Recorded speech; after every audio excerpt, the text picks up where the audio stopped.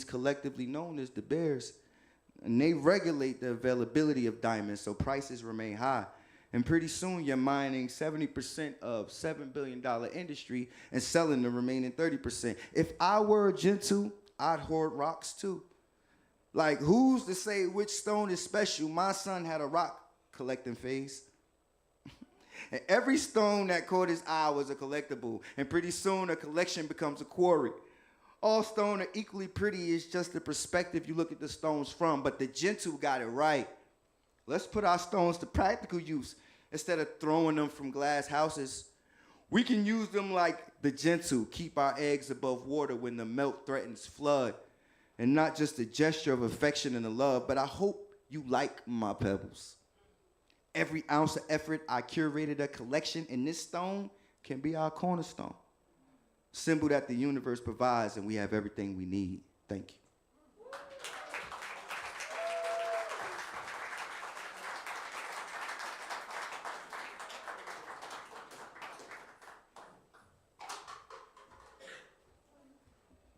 Man, I told you he had something to say, didn't I? It was good. That was awesome. Another time for Jot Pilgrim. That was awesome. All right, next up is one of our board members, a fellow who helped when we, years ago, we used to do an open mic, and it wasn't curated. It was just a sign up, and people played music. They did poetry. It was just, it was a cool thing. But when we had the pandemic come, we said we got to try to find a way to put something out there on live stream and do more of a show, and that's when we started the spoken word. And I reached out to this guy to help me start putting that together, and him bringing poets here. And so very grateful for that, and he's a newlywed also. So please welcome Sam Fox.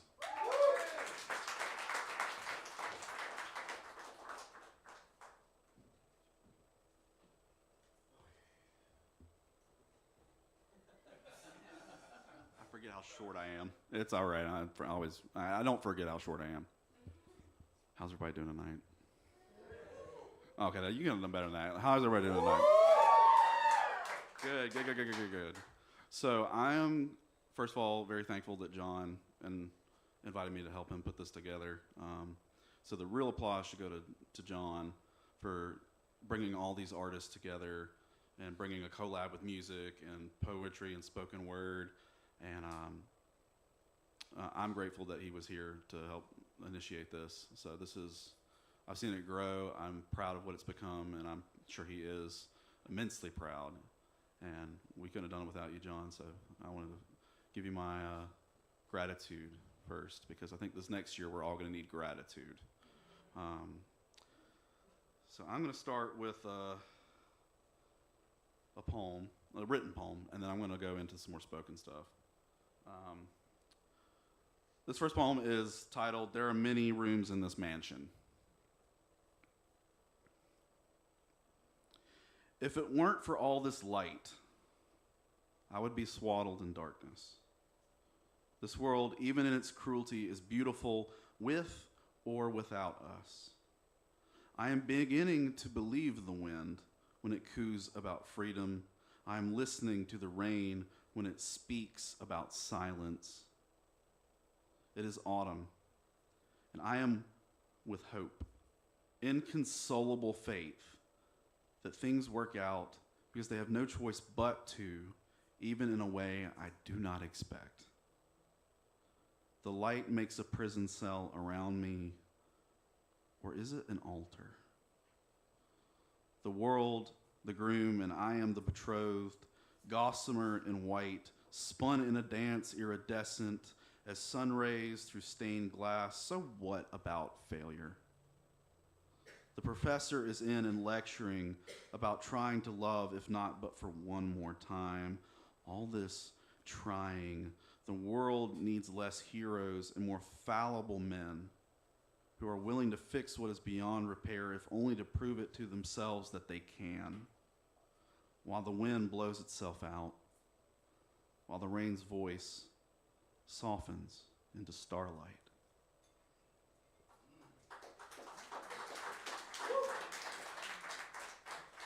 So I've had a weird year. There's a rhyme for you. I've had triumphs, I've had sadnesses, but the one thing I think that got to me the most was losing friends, and in the worst kind of way.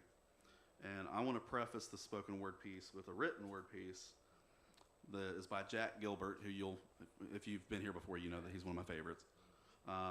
And he wrote a small 5-line poem that when I first read it, I had to bawl. I cried because it was exactly what I needed to hear at the time.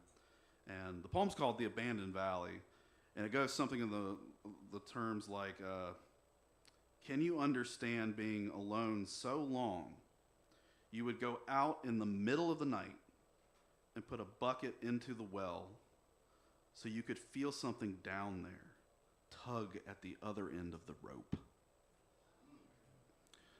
And I feel like a lot of us do feel that way sometimes. And some of us get into that state of mind where there is no way out. And that's what happened to one of my friends.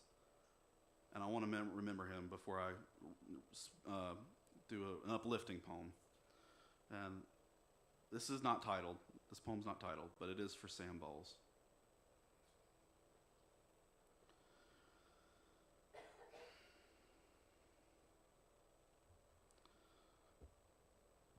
A friend once told me that 15 seconds of courage can change your life.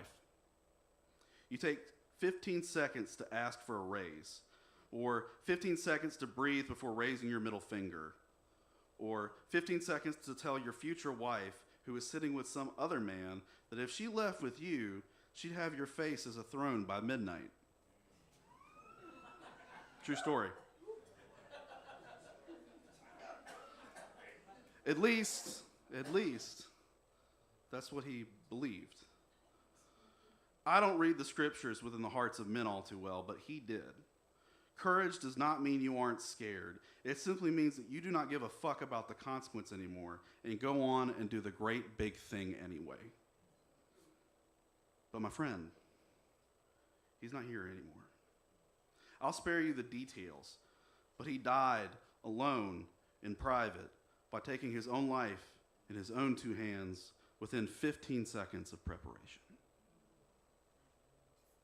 This goes without saying, but you don't have to take every moment so seriously, with so much bravado, with such gut punch, hard-assed, heavy sincerity. You can cry and laugh contagiously and simultaneously.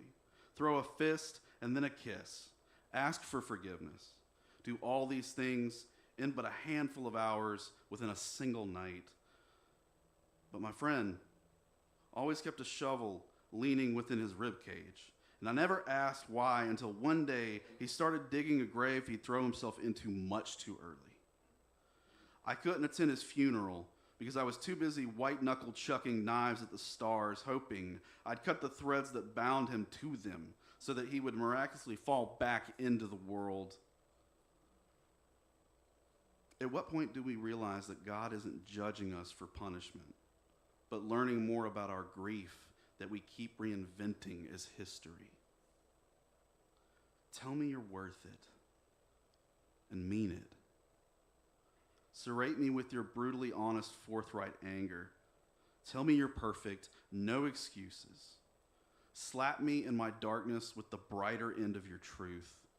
We can't all justify hell as a place we go to anymore when we keep it next to our hurt in the briefcases we carry under our eyes. Wherever we decide to lay our head down in a place we call home, and we don't unpack it with the ones that we love. There is a God in here somewhere. You just haven't learned its name.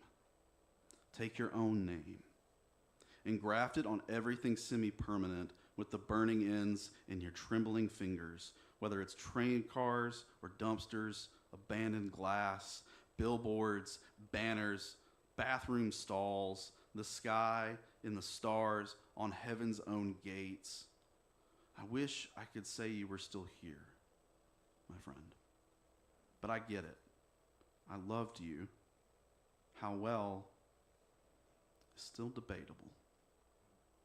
Last time we spoke, I knew you were going somewhere. I just didn't think it would be into a memory. You belonged here most of all. And yes, we all still got work to do before the world smolders out, before the stars come singing near and straight through us, before we realize we are responsible for each other when it comes to loving whatever it is that is left to love. But you best fucking believe that if you squint hard enough, you can see love, y'all. Love covers everything. And if you really look for at least like 15 seconds, you can start to find the courage to be a better friend, a better son, a better husband, a better father. I don't read the scriptures in the hearts of men too well, but I think you would have wanted me to say this too. You tried your best. You lived to what you could survive. And courage isn't just doing something in fear and succeeding. It's also being yourself in a world that doesn't know just how much you're still struggling to remain who you are.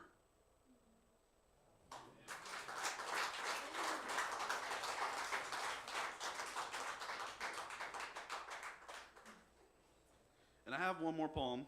It's about the same length, and I'm going to invite Bryce and Cody if they want to come up and join me. We're going to do a little background music, kind of put some more ambiance to the field. So I wrote a poem similar to this back in 2021. 2021. That would have been a long time ago. Titled MMXXI, which is the Roman numeral for 2021. So this year, I'm writing one for the hope of the next year, which is MMXXV, which is 2025. I'm going to let these guys set up just a little bit, because I don't know where. I can't see because these lights are bright, but I'm sure it makes my complexion look good. Ow, ow.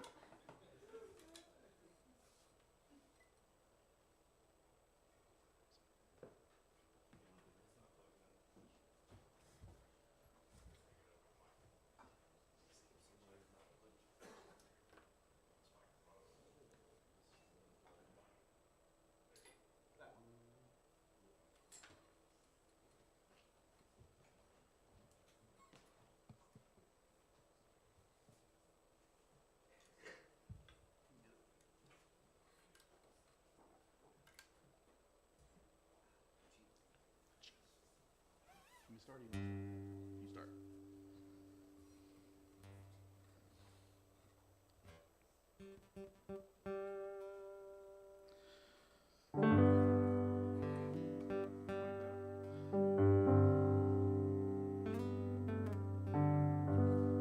This is the year in which everything is permitted. You are not allowed to fail simply because you cannot. This is the year you will grow gardens out of your enemies' ears. This is the year you will learn to play the bass using only your thickly calloused fingers and the magic of the internet. This is the year you will learn very much about hatred. But more than anything, you will learn about love. This is the year you learn love is hard fucking work. And that is why it's so easy to resort to hatred. This is the year you relearn everything from before but better. And then you teach the world about it. This is the year the wars all start and end at the kitchen table. This is the year the wild geese migrate vast distances and settle in the thicket of your burning synapses. This is the year no one is illegal. No one is othered. Do not sign on the dotted line. Do not pass go. This is the year the papayas and the peaches sweeten beyond ripeness. This is the year tragedy and silence make. This is the year civil disobedience and martyrdom share a cell block. This is the year you just might get sucker punched in the throat by the moon, who says to you, you'll get over this, just like you did before. This is the year the music doesn't die, but it will damn near feel like it.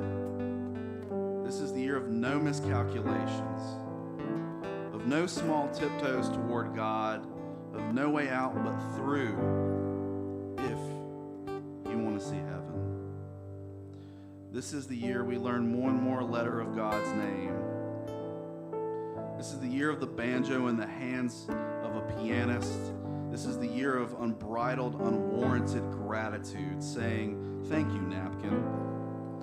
Thank you, lipstick. Thank you, lover. Thank you, wine slosh. And thank you, moon. Thank God for joy. This is the year the jasmine can be smelled from an ocean over. This is the year the world may yet catch fire, but damn it if there isn't a body of water on every tongue that passes you by. This is the year of the hero who has no idea they are indeed a hero. This is the year we discover a cure for depression. The year we catch up on sleep just to binge watch stars under an indigo sky. This is the year we condemn solitude and condone flash mobs. This is the year of self-discovery, masquerading as the year of anguish. This is the year you allow yourself ample time to breathe in, and when you're ready, breathe it all out. This is the year of the front porch swing and the many friends that sit on it with you. This is the year of loving your reflection, no matter how many pieces it's in. This is the year of the comeback kid, the year of the southern longleaf pine. This is the year of boxing the shadows out from under your eyes, as well as your heart. This is the year you refuse to settle for anything that does not aid you in forging new paths to discover everything you've dreamt about. This is the year of acute restless heart syndrome. This is the year God speaks your name. This is the year you make yourself a sacrament to a dream, saying, this is the year the Lord hath made, and it is my duty to make of it an honor to be here. This is the year, this year, that you are here, right now. This is the year you act like it.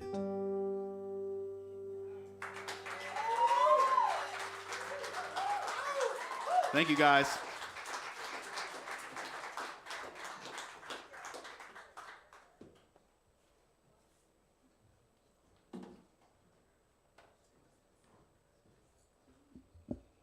Boy, this is the year for sure.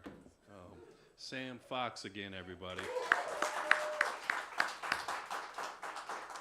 Man, that was great. That was really a great set, Sam. Thank you. Next up is another board member.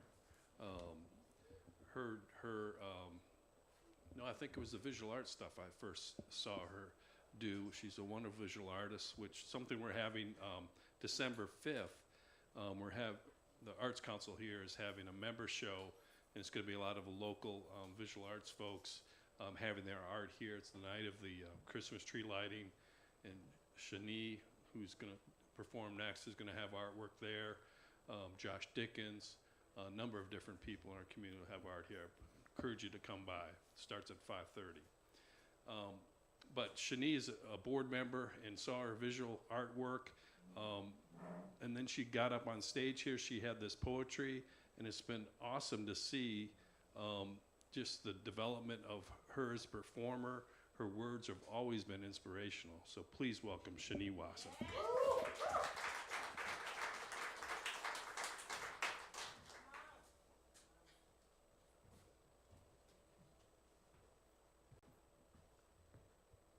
Just a little bit, okay.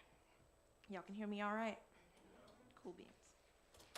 So, I thought a lot about what I wanted to come here and say, what I wanted to share. But everything planned just didn't feel right, so we're just gonna rock out in the moment. Whatever comes out of my mouth is coming from the heart, so. When John reached out and asked me to be a part of this, it honestly just made me feel like very very seen. I'm never going to be the loudest or the most outspoken person in the room. It's just not who I am. But when I get to be on stage and share my writing or even just touch the pen, it makes me feel at home in my own body for once. So I want to share a piece of that with you guys. The first piece I want to share is untitled, and it's just about those days that are a little bit rough and how we can overcome that.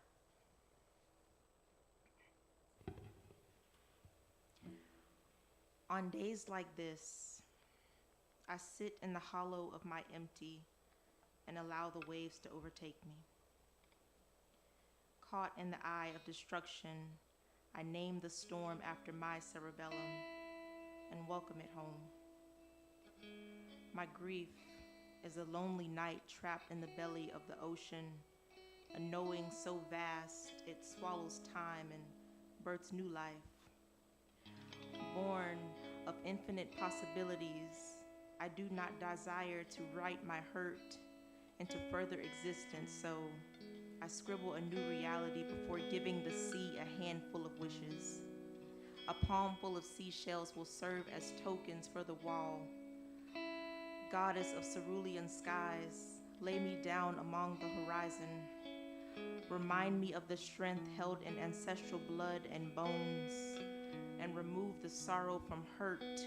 Remove my heart and allow the wound to heal. Stitch a serene melody into my skin, and I will hum a tune of forgiving myself, louder than the song of blue whales. And we breathe.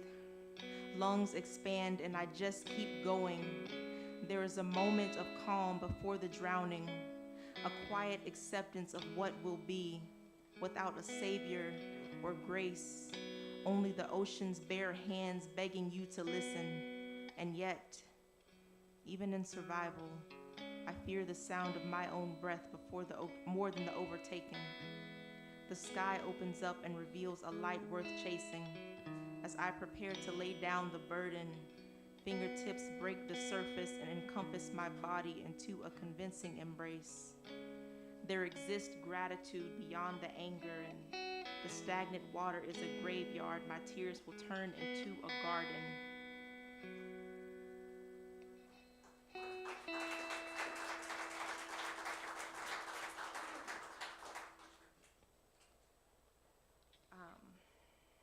I thought about not sharing this next piece, but I believe in using the stage to bring light to things that are important to you, as well as messages of peace and love. So it's just a very short poem. Here we go. Untitled. Y'all will get used to me saying that. There is a quiet storm brewing as a gray sky blends into desolate earth. Call it a memorial as the sea of bodies release their spirits, lamenting for a God who mirrors their image. Who will mourn the living, left with nothing but the horror of crafted danger?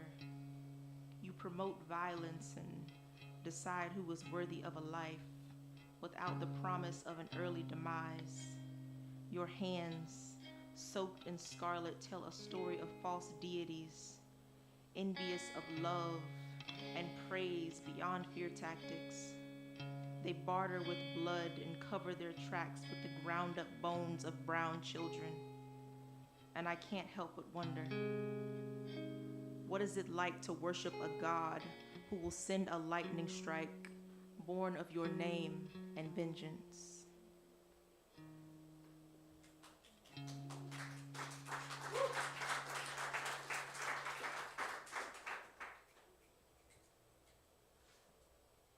Let's get into a happy love poem, shall we?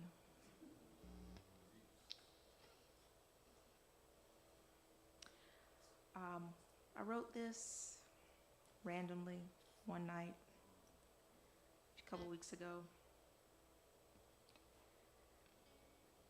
just to get out some emotions. Those are my favorite kind of writing sessions, when it just flows, you know. Sit down with no plan and It just takes over. So what am I gonna say now? Untitled. You got it. All right. And this love could rebuild nations. Born of no borders or walls, it is endless and full of hope. A personification of home, where arms are always open like doors, and what hurts us doesn't rest tucked away in closets. It pours from the mouth and insists on healing, or at least being heard before the scars settle in. And you know it is impossible to erase my traumas, so you whisper life into grieving bones. Teach me to cry and scream into full moons, and we harvest an abundance of patience, where things take time and the hands of our clocks do not grow tired. The illusion morphs into something beautifully intangible. As our palms create a world of safety, these bodies lean into havens and we are omnipresent, lost in a world that seeks to erase us. But this love is transformative in nature, releases my hollow to make room for the way you fill my cup. On the days I am half empty, you hold space, tenderly and gentle hands, and yet I am still uncertain of this life we've created. From mortar and tears, and letting you go won't rip the butterflies from my stomach, or remove the zoo that swoons in my chest for you. It is riotous and carries the warmth of 7 suns, but I will not allow my jagged edges to cut you open, to burn the joy from your smile and rename the scars. I will not carry the burden of knowing I sculpted you into a woman who is empty and still pouring the last drops of fervor into my healing. For I have loved you long before I learned to adore myself. But how can I find self when the focus is always we?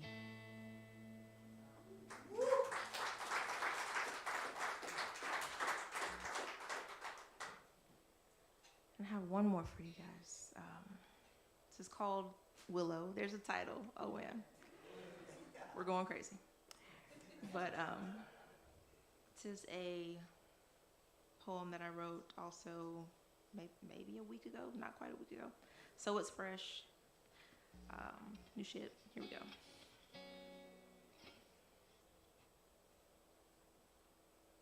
I whisper your name to the wind and hope the leaves pass on nature's chatter. A conversation with the trees as I sit on bended knees to escape the endless pleas that slip through my lips in the aftermath of a failed barter. Ask the universe to send you back to me. And we were fairy tale before my fear took over broken notions. And now I swallow bitter potions just to feel something more than the ache in my chest as I hollow out the rest of my emotions on the endless journey of lonely. And I am whole without you, but wholly in your arms. And our adoration led me to believe that I could achieve anything, including growing wax wings. So I flew into the sun, but they did not melt, for I am unpredictable and no metaphor for Icarus, the boy who denied wisdom to delight in endless freedom and wonder. Instead, what sprouted from my back was a work of magic, and I do not blame you for walking away from an escape artist of a woman. But I can't help but hope I can coax a second opportunity at joy, and I will not run or fly without preparing your wings for the same destiny this time, and the grass is not always greener. There was no pot of gold at the end of the rainbow, only an endless journey of seeking home amongst the myths and the shadows. When they said my name, my world kept spinning. No pause in the eruption of hurt, only a knowing of lust grabbing onto the memory of us. And when they held my hand, no flowers grew between the spaces, planted a garden of expressionless faces, and what bloomed was a sea of women dying to drown my wandering heart. to show me what it's like to be apart. And when the tide is high, I sink into myself, forced to acknowledge the water filling my lungs, wrapping its palms around my throat until the pulse was faint enough to not see or feel, and life leaves the cowardly body, but it is her that brings me back. It is our house turned into home that I give thanks for. On the days this flesh is made of clay, ready to be molded into nothingness. So when she pulls me from the water's edge and carries me back to the place we built, I am grateful. Absorb the curiosity into exploration of her mind, and this time I will appreciate the beauty of all there is without seeking what glows in the distance. I look into her eyes, and for the first time I notice there are galaxies here, and yet she still sees me as the brightest star.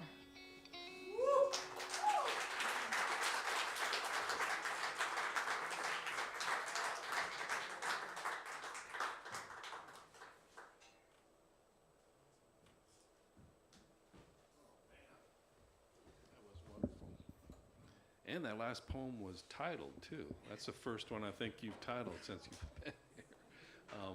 Once again for Shani Watson. Yeah. That was awesome. All right, let's turn it up a little bit. Next guy who's going to perform here, I was talking to him tonight about asking what he was going to do, because every time he comes out here, he does something different, and it's always outstanding.